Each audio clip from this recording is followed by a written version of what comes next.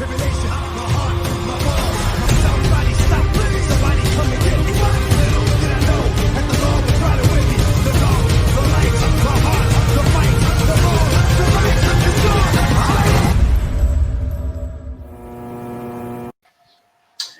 what's going on out there, YouTube family? We're back. We're about to do a review for a movie that literally just crept up into theaters out of nowhere. We're talking about Lupin III, the First. So I have here, straight from Three Black Geeks, Arris. What's going on, bro? What's up, y'all? It's DJ Sue. What's going on, Sam? Hey, look, we had the honor of being able to check out this movie together. We checked it out dubbed.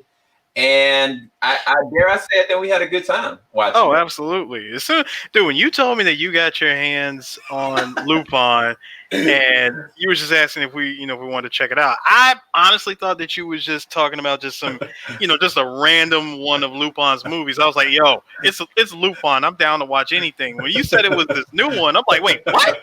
Bro, let's go. I'm clearing my schedule for the next 6 hours. Let's go. I want to check out this new movie. So the movie is it's basically a very different version of Lupin, but it's still the same classic feel of Lupin. What I mean by that is the way that it's actually created is in computer generated. Like, it is very much so 3D forefront most of the time throughout the whole entire movie. And it's kind of like, if you think about Tintin, I think that would be a best comparison I can kind of think of that transition that also looked very much so like the 2D style of the actual animation, but never compromising anywhere, even within the voice cast. And the reason why I wanted to bring Arris on, because Arris has pretty much seen all of it. He knows the entire cast, he knows all the characters, and I think that he'll complement this review in a very good way. So first thing we can talk about is the 2D animation conversion to 3D. I personally felt like, from the episodes I've seen from Lupin, from the different characters I've seen, that every single character were transitioned perfectly as far as their mannerisms, as far as their movements. The lips, it was definitely not for dubbing. They could have done that conversion, but I think that would have removed from the authenticity of it. Yep. I didn't have any issue with anything that I was visually seeing. And Arris, if you want to comment on what, as far as the visuals are concerned, of the movie itself, from a visual standpoint, I felt like I was watching a 3D version of the classic hand-drawn style animation of Lupin. Yeah.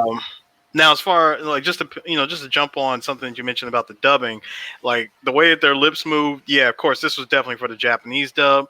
I believe it probably would have been more expensive, a lot more expensive for them to try to pull what Squaresoft did with Final Fantasy VII Remake. Yeah. Where if you switch it to Japanese, you'll see their lips move to the Japanese language. You switch it to English, their lips actually move in English. Yeah. Yeah. I mean, maybe they might do that for like the DVD release, maybe, who knows, a Blu-ray release. But as far as the story is concerned, this was the synopsis. Lupin III goes on a grand adventure to uncover the secrets of Bresson's Diary, which is tied to the legacy of his famous grandfather. Now, when I was curious what Arris was going to say, I had no idea what this was going to be one way or another. I barely saw like the first trailer. I just knew, oh, yo, this is Lupin in 3D. I'm there. But Right. when we were watching it, Arris kind of alluded that he didn't know if this movie was going to be about Lupin or this is going to be about someone else tied to Lupin. Now, this is a spoiler-free review. We're not going to go into anything. But as far as what did you think this movie was going to be initially? And again, not to give any spoilers, this is just coming from my background of watching, his TV series, like all of Lupin's shows and a good chunk of his movies. The one thing I have known about Lupin is his grandfather gets name dropped so many times, and there's even been shots of his actual grandfather, whether they would talk about him in flashbacks. And my assumption, seeing the movie, or at least seeing from one trailer, was, is this going to be about Lupin's grandfather? And I just left it alone. And we're going to leave it right there. We're going to leave it to you guys' imagination. You just got to watch it for yourself. The next thing I wanted to talk about was the music. I know Arris is a music connoisseur and also a fan of the 70s and 80s style of like anime, you know, contributions to music. So I really wanted him to kind of tackle this. For me personally, I think that it felt like a Lupin story. It felt like the same classic kind of style of music, and it didn't drop a beat. As a matter of fact, there was also some Easter eggs to certain things as far as the visual cues that I was really surprised about. But Arris, what did you think about the music or any of the Easter eggs that kind of came up without spoiling anything? Just from, let's just say this. For every Easter egg that popped up, I caught it. I caught it immediately. I was geeking out. Like Sam will tell you, when we were watching this, I was pointing out everything. I was like, "Oh snap! This!" I just left it at that. But no, but from a musical standpoint, they took as many cues from the 70s and even parts of the 80s, as far as ambient music or just key songs that were very popular back then. And honestly, they're timeless. There's just timeless songs that fit even in this movie. Yeah. And I think that adds to the experience of making you feel like you're not being cheated. They're not trying to make something modern just for modern, but they're trying to transition this in the most natural way possible. So then we got to go to the story. I mean, well, we can talk about the voice actors, but we can talk in tandem about the voice actors as well. But as far as the story in this one, it starts off very dark, in my personal opinion. Like you got like this, I don't want to spoil too much.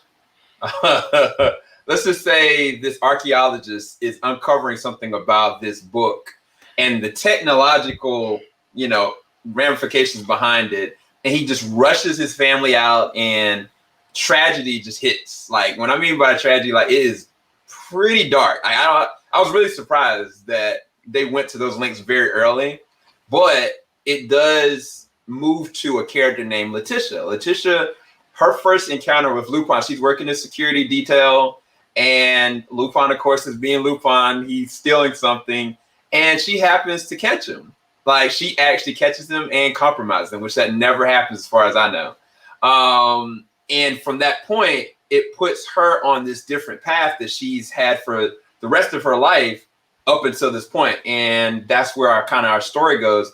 And as far as her as a character, I think she was a very interesting character. Like, I like the way there was a level of innocence there, but she also was tainted by tragedy and by circumstance. And I think that they pivoted her character pretty well without making her feel like a filler character just to move the story along. Like, she very much so fit with all the other classic characters that we know. What did you think about the story as far as this time around, Arris? Again, with the story, to me, this is classic Lupin. It's always about, you know, a treasure and him trying to steal it. Like, I always look at every Lupin movie as just either a 1.5 to 2 hour long challenge for him. Yeah. That's honestly how I look at all these movies. And this one was really no different. I would say from like the character of Letitia, she reminded me a lot of female characters that you see that are honestly one-time only movie characters. Like, I happen to have like 3 of them with me, because you always have, like, for a good example, in Lupin Dead or Alive, you have a female, not necessarily a female lead, but you have a female character that's always of an interest to Lupin. Same thing with Crisis in Tokyo, and the same thing again with Farewell to Nostradamus. It might not necessarily be a full-grown woman. Sometimes it's a kid. Sometimes it's something else. It's, you know, it's just the way it is. So when I saw Letitia, I said, okay, this is going to be our focal point for a good while. Yeah. But I liked her. I thought she was great. I thought she was a good character. So I think this is the time where we got to talk about the things that you liked about this film, which I guess we can segue into the voice acting cast, because you let me know something very early on that I didn't even know. So I was curious if you want to go ahead and go into that. Okay, so from a cast, let's see, from the cast standpoint, they brought in everybody. They brought in Richard Epcar, who does the voice of Jigen. They brought in Lex Lang, who does the voice of Goemon. And, of course, they brought back the GOAT, which is Tony Oliver, who, in my opinion, is Lupin. Like, you know how you get that one voice actor? Like, for example, you know how we all say Mark Hamill is the Joker? Like, there's no other Joker. I mean, yeah, Troy Baker, he's good and all that, and all the other voice actors that have come after him have been good, but to me, Mark Hamill will always be Joker. Tony Oliver will always be Lupin. Like, there is no replacing him. Yeah. And I think around the time when Funimation had got their hands on the Lupin franchise and they were dubbing the movies, as I had showed you earlier, when they were dubbing those movies, they brought in a completely different cast. So they brought in their own in-house cast. So Sonny Strait was the voice of Lupin for a while, and what's his name? Chris Sabat was the voice of Jigen for a while. Really? Yeah. Really? What? He was Jigen, and I want to say what's her name? The woman who does the voice of either Bulma or Chi-Chi was Fujiko, or it might have been Michelle Ruff. I'm not entirely sure, but I just know that those two voices stuck out, and that was Sonny Strait and Chris Sabat as those two characters.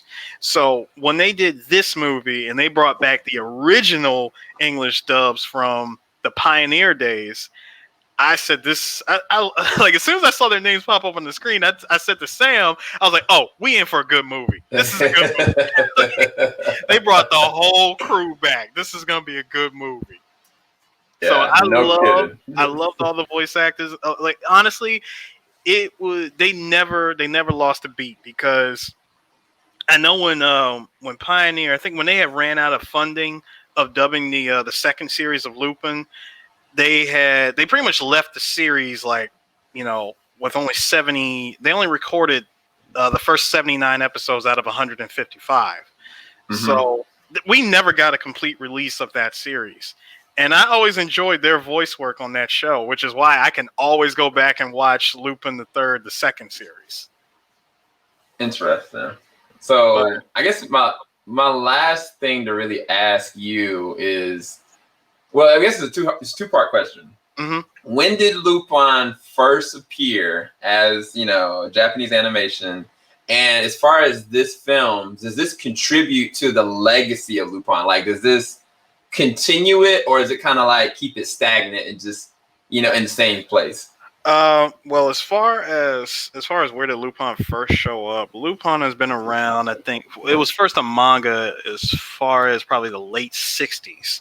And the very first anime came out in 75, which at that time Lupin wore a green jacket. Interesting. Then in 77, we got the second series where he wore his famous red jacket. And in fact, there's been a movie called Lupin Red versus Green, where there was two Lupins, one wore a red jacket and one wore a green jacket. It was an interesting movie. Then what was it? I'm trying to think, there was something else. Oh yeah, and then there was the woman named Fujiko, which was a very short series, which is primarily dedicated to her. Jigen had his own series, and I think Goemon had his own series as well. Right up until we got another Lupin series. It was Lupin Part 4, where they brought everybody back again, and Lupin wore a blue jacket this time. And now we got Lupin 5, and he also wears a blue jacket again as well. Interesting. So he's been around for a very long time. So as far as this movie, and after watching it, does this, like if you had like a son or a daughter, or like you thought about like, our current generation, they had no idea of anything about Lupin, and they were like, this is where they start. Would this make them go back and watch it, or is this kind of keeping it this really hip standard? I know my personal opinions, but I'm curious what your thought was. Well, I think from my opinion, if you were trying to bring in like a young generation into watching Lupin, this would be a good start. Like, just, because they're so used to seeing Disney and Pixar's CGI films, so you introduce them to something like this first. Then if they're if they're interested in knowing about the lore of Lupin or any of his crazy adventures, then after that you say, all right, well, check this out. Here's then that's when you pull out the DVDs and be like, I got these movies here. This is him. It's it's still the same. All the same characters. It's just crazy, wacky adventures. Yeah. I mean, for me personally, from the stuff that I've seen recently, and some of the stuff that I've backtracked and seen, I think that this actually complements everything that I've seen up until this point. It makes me want to go back and see more based on certain things that they plan in my head. Like, wait, what about this? What about this character? I don't understand that. Hold on, I need to go back and see when did this happen. And there's another element to this that we can't talk about as far as spoilers are concerned. Let's just say it has to do with technology. And something that they're doing with this, I hope and pray that they go farther into certain aspects of it. Because I thought that was really interesting because it adds a different spin to Lupin, not just as a thief, but I can't say. I can't really say without spoiling anything. I mean, I get where you're coming from. I would say to answer that, just to answer that quick question, when I saw it, it was nothing too out of the ordinary for me. Because if you watch any of Lupin's shows, I mean, for God's sakes, the man's been to space. He's been to space. What more? At this point, what more could you really throw at him? I don't know, man. The Fast and Furious movies got everybody thinking crazy. Who knows? Who knows? Whatever the Fast and Furious movies have been doing, trust me, Lupin has probably already done it and then some. But yeah, so as far as our concluding thoughts on it, I really don't have any negatives with the film. I thought it was, one thing we didn't talk about was the comedy. The comedy was perfect. Oh, yeah. Like the comedy cues, like the voice actors' contributions to pinging off of each other. Even moments that were very serious, they found ways of bringing it back and taking it to a very interesting tone. I didn't have any issues with the movie at all. It's weird. Like, I have no negatives at all about this. I just think you should go and check it out. And I'll leave Arris with the final thoughts and comments. Oh, I second that as well. Definitely check this movie out. If you're like me and you watched all or any of Lupin's previous works of, his movies or TV shows, you're going to enjoy this. Like, so far, I don't think I've ever seen a bad Lupin movie because the stories are always like well written. Yeah. And this is no different. So go and check it out. Well, I can't push you to go to the theaters to see it because we're in the middle of a pandemic. But if you have, a safe area that you can maybe see it and drive in, if it's available to you, go and check it out. I don't remember when it's going to be releasing out on VOD or Blu-ray and DVD. I think it's in December, if I'm not mistaken. Yeah. This is a first day buy for me. I'm going to buy it first day. And I might end up buying a couple of things from Right Stuff Anime. They're not sponsoring me from do that, just FYI. But we're going to go. And Arris, where can everybody find you? All right, everybody. You can find me on Twitter at Black Nerd Japan. That's BLK Nerd Japan. You can find us on 3blackgeeks.com. Honestly, Google 3 Black Geeks. You'll find all of our stuff. We're on Stitcher. We're on Spotify. We're on iTunes. We're everywhere. Just Google 3 Black Geeks. Yeah, this is a tame version of Arris, you guys. Believe it or not. Like, he's being very tame. If you want to see him nerd the heck out, bring us back for a spoiler review and he'll nerd out that way. But yeah, no, definitely go and check out 3 Black Geeks as soon as you can. Great content there. They're vets, definitely in the DMV area and around the world now at this point. Anyway, I'll talk to you guys later on. Keep it locked. JVS, we ain't gonna stop. Till next time, guys. Check out Lupin III, the first. Peace. Deuces.